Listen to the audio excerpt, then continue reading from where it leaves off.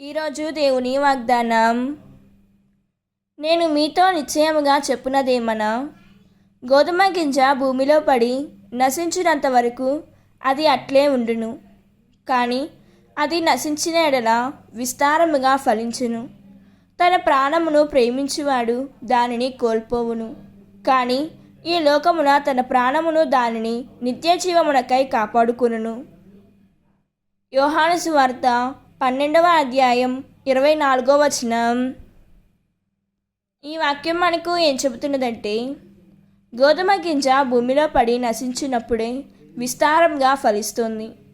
అలాగే మన జీవితంలో స్వార్థం, అహంకారం, లోకాసక్తిని విడిచిపెట్టి క్రీస్తుకు సమర్పించుకున్నప్పుడే నిజమైన ఫలితం కలుగుతుంది.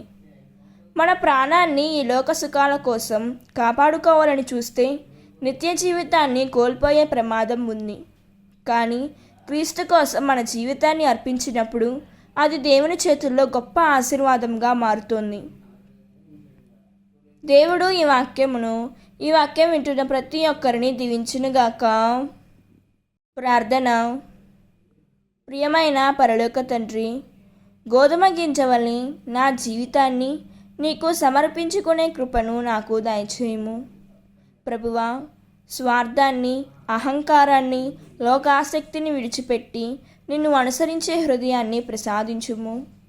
నా జీవితం నా కోసం కాకుండా నీ మహిమ కోసం ఫలించేలా నన్ను మార్చుము తండ్రి.